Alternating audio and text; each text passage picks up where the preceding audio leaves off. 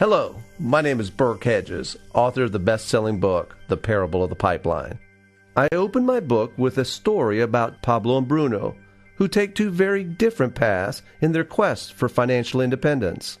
What you're about to see is the delightful animated story of their adventure. So, sit back, relax, and enjoy the life-changing lessons in The Parable of the Pipeline.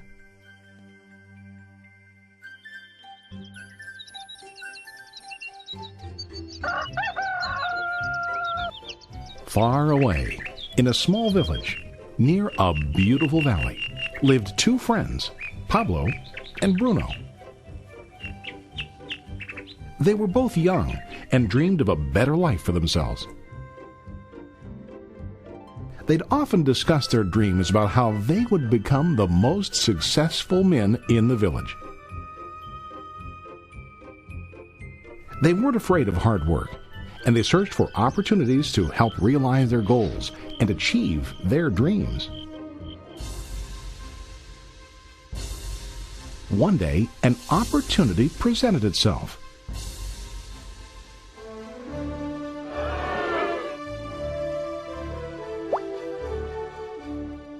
The mayor of the village decided to hire two people to bring water from a spring up on the mountain, across the valley, back down to the village. They were to be paid based on the amount of water delivered to the village.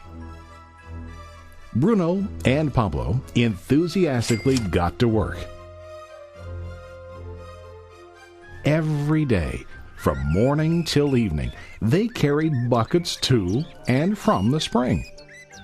They worked hard, carrying water to the village. In the evening, they'd return home with their day's wages.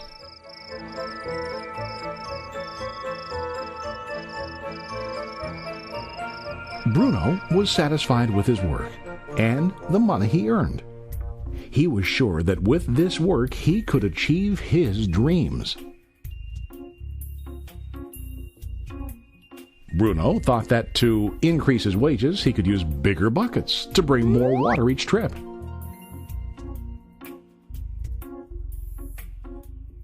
He believed with a larger income he would soon be able to buy a cow and the house that he dreamed about.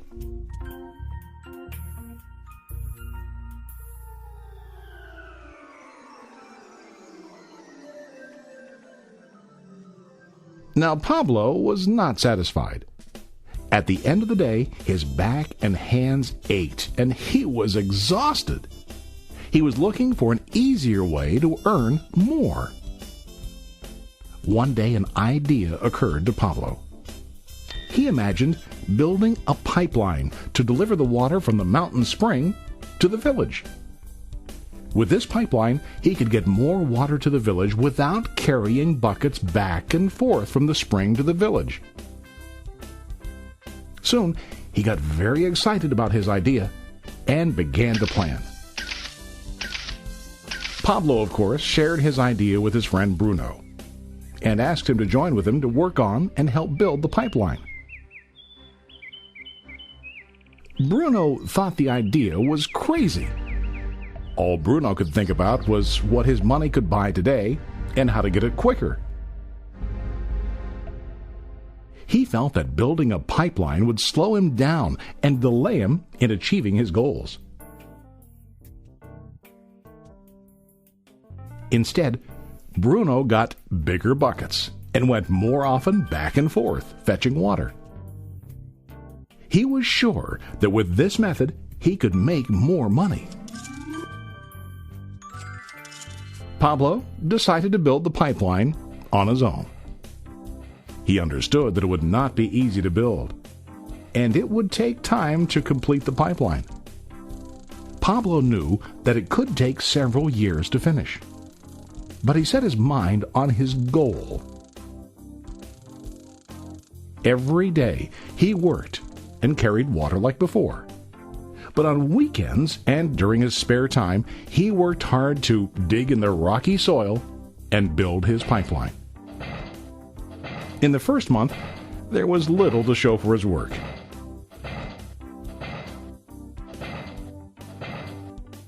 Bruno and the villagers laughed and teased him.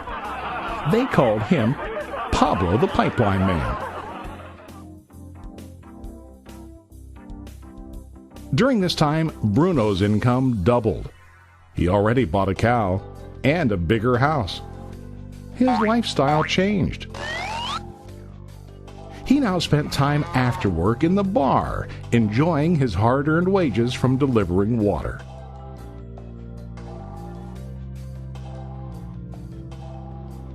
What Bruno didn't realize was that his body was starting to stoop from carrying the heavy buckets every day.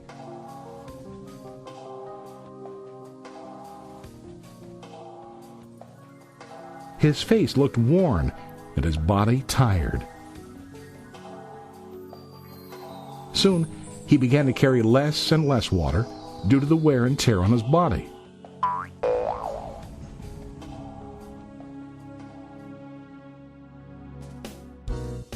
Month after month, Pablo worked. Soon a year passed, and then a second year.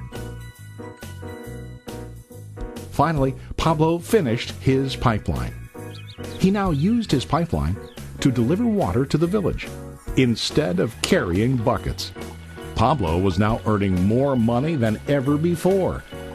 The water continued flowing to the village, while Pablo wasn't working. While he slept and ate, the water flowed. Pablo was happy and proud of his insight, persistence, and hard work.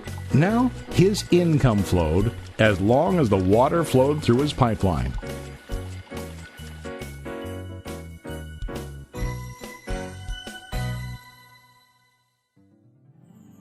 The story of Bruno and Pablo is a reflection of life. Their jobs symbolize what most people do to earn money. Bruno gets his money using buckets. He goes back and forth, carrying his buckets from the spring to the village in exchange for money. To increase his income, he either has to go more frequently to the spring or to use larger buckets. It's common in real life to increase our income by working harder. For example, working overtime or getting a second job. We also increase the size of our buckets by accepting a higher paying position, which often includes spending more time on the job. Most of us exchange time for money like Bruno. We know that every person has only 24 hours in the day and that it's not possible to use all our time to work. The most difficult time comes when we can no longer exchange time for money due to age, health, or other reasons. Then, our income stops. Now let's review what Pablo did. Very wisely, Pablo did not exchange all of his time for a limited income, but he used some of his time to build a pipeline. He knew that the pipeline would bring ongoing income as long as the water flowed. An ongoing income that multiplied the time he worked each day.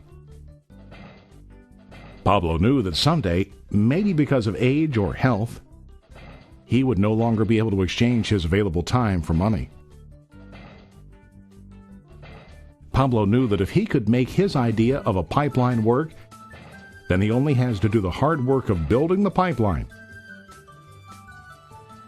After the pipeline was completed, Pablo was able to monitor and maintain the flow of water to ensure that his income will continue. Pablo has shown us that to earn an income, we don't always have to directly exchange time for money. There really are better ways. How about you? Are you still like Bruno, who directly exchanges time for money? Or do you want to be like Pablo, building and maintaining a pipeline for ongoing income? If you are